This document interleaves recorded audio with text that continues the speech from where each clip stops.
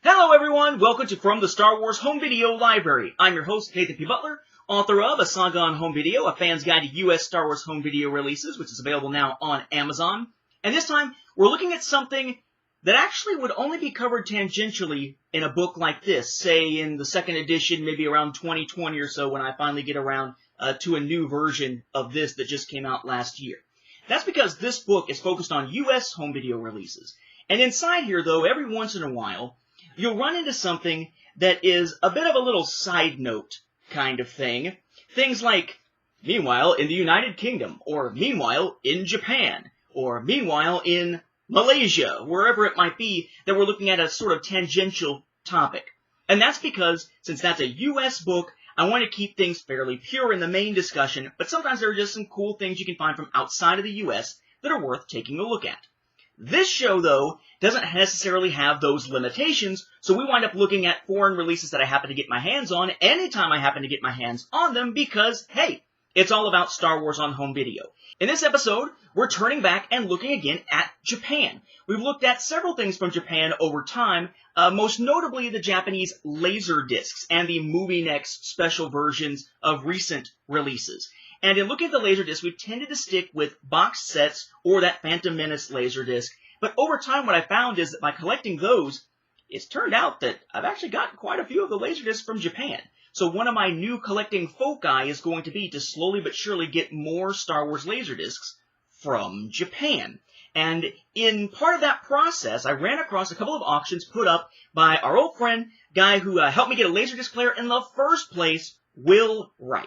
And Will had put up some parts of his collection up on eBay. I wanted to help him out and wanted to find something new for the collection that I might find interesting, and wound up jumping on there and grabbing a couple of his auctions for Japanese Star Wars Laserdiscs. This episode and the next, we'll look at some of those Star Wars Laserdiscs. We're going to start this time by looking at one of the earliest Laserdiscs on the Japanese market for Star Wars at all, and that is their release in 1983 of A New Hope. That is this. One thing I kind of like about getting any of these Laserdiscs from Japan is they usually have kind of different cool-looking covers, and this is certainly the case here.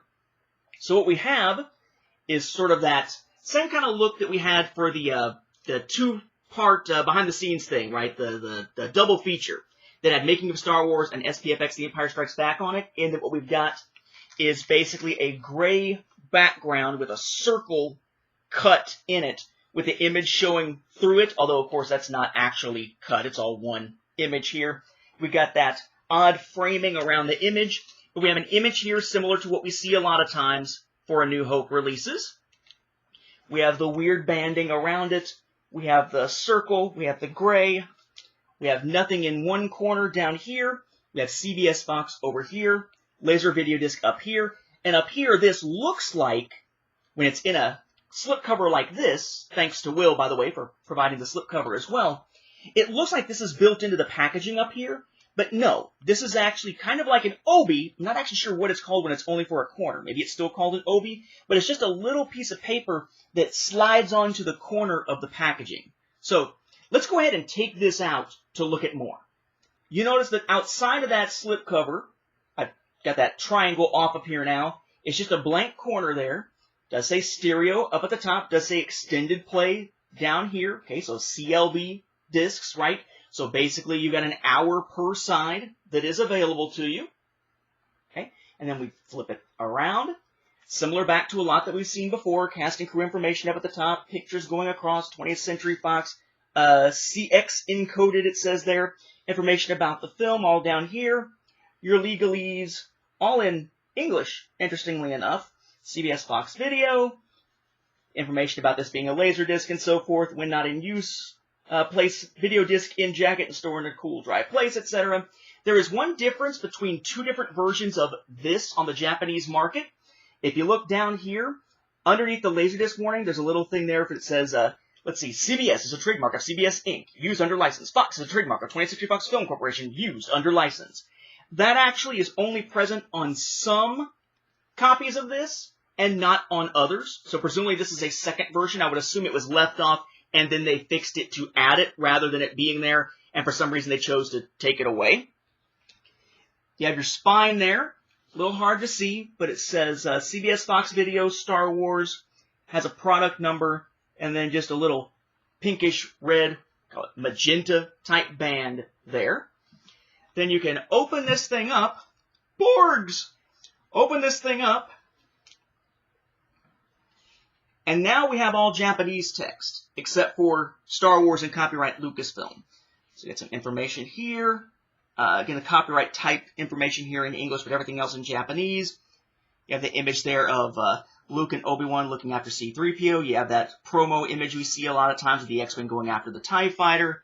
I only wish Ben were here, or I can't believe he's gone kind of stuff for Luke and Leia. Vader, giving Leia the finger, in that case just by pointing, so to speak. And then we have Alec Guinness as Obi-Wan, another promotional image and such down there at the bottom with some legalese. But again, all in Japanese, but interestingly, all black and white. But, you might be saying, well, wait a second. If that thing folds open, usually that's because there are 2 discs in it, and you'd be right. This is actually not time compressed. Like all those early ones in the US that were always time compressed, they always had to squish it down so you could fit an hour on one side, an hour on another, and put it all on one double-sided disc. This 1983 Japanese Laserdisc has 2 discs, is not time compressed, but is still pan and scan, or full screen, as we would tend to call it. In this case, it's interesting in defining this one compared to the one we're going to look at in the next episode. This one has its Japanese subtitles running down the side of the screen, not at the bottom of the screen, as will be the norm in later releases. So all running down generally the right-hand side of the screen. Okay? So there's our release. Let's see what the discs look like. This time our discs, white on top, have a reddish-orange on the bottom. CBS Fox, got your legalese on either side, Laserdisc, stereo, copyright information there.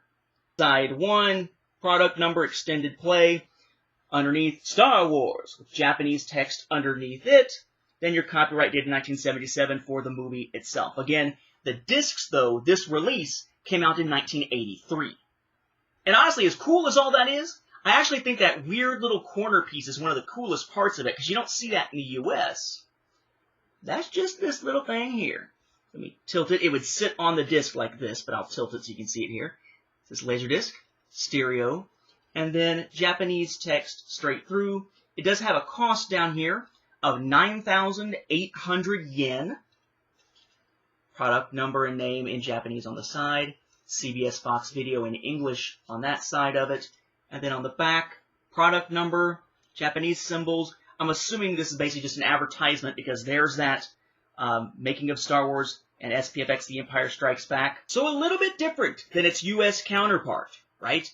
2 discs, not time compressed, that gray circle type of design here for the cover, plus the little triangular thing, of course, off to the side, and subtitles, unlike many Japanese releases later, on the side rather than on the bottom. This makes this an interesting one to check out, whether you're looking for one version of it, the one that I have with the CBS information down here, or the other version without the CBS information down at the bottom. Either way, though, a nice catch, and my thanks to Will for putting this sucker up for auction. We're going to look at more Japanese Star Wars Laserdiscs on the next episode. With that, we'll wrap up this episode. Thank you for watching, and may the Force be with the home video viewers.